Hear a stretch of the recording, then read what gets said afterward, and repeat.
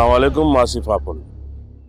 कर ख़बर मासी पापुल, सजणी दुश्मन जा हवाल दे कीअं आहिनि? नंढे रईस जे सिर वक्त जो खैर, बाकी सजण खुशबाश असल मन लगा पिया आहिनि। मूंखे हिकिड़ी ॻाल्हि त ॿुधाए मासी पापुल, तो भला रिश्ते वारी ॻाल्हि चांडरोकी जे कन में विधी या अञा न? नंढा साईं, ओ ज़ेरन ज़बरन समेत जी छोरी के भुड़क पई न असल कराइट जी वई। हाँ साईं, छोरी जे मथे मान अञा शहर जी हवा निकती कान थस, सो शादी जे लाइ किथे थी राज़ी थे? मासी पापुल, जॾहिं झरकी बाज़ जे चंबे में ईंदी न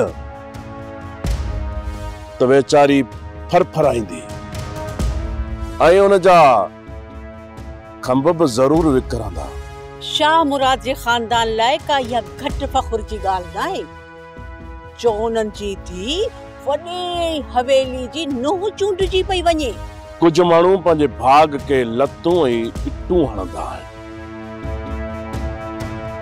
उन्हनि खे इज़त रास नाहे ईंदी। नंढा रईस आऊं ओॾे वञा पई, जेकॾहिं को न्यापो सनियो छोकर लाइ हुजे त मूंखे ॿुधायो, ॿियो ईंदुसि।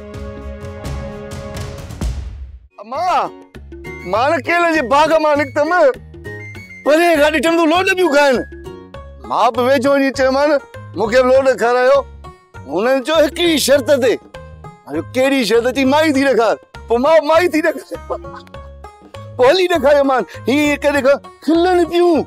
पोइ मां मूंखे जो ईअं लोड में ईअं लुॾा आहिनि, हीअं हीअं मुझो मथो पेड़ शुरू थियो। मूंखे तू याद अची वई है। खुदा जी का मार पवे न लाको पुॼे न ॾाइणनि खे, वॾी छोरियुनि खे मगी आहे ऐं बुढी मरन ये माइट जंहिं छोरियुनि खे छुड़वा के छॾे ॾिनो आहे ऐं अॼु तुंहिंजे मथे लॻियूं आहिनि। पर तोखे लाचार कहिड़ो पियो हो जो हुननि जे मथे में वञी लॻो आई?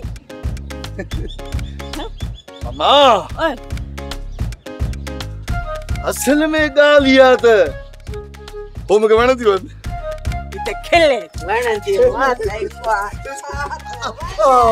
मारी को दावन में वण वणा न थियो पोइ वञी सॼो पंहिंजो पाण खे ख़तम कराए अच।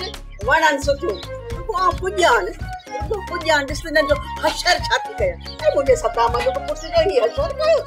वेरुन जी वस्ती, वेरुन जी वस्ती। सब्सक्राइब कयो असांजो official YouTube channel Sindh TV HD drama ऐं वधीक अपडेट लाइ बेल आइकन खे क्लिक करियो।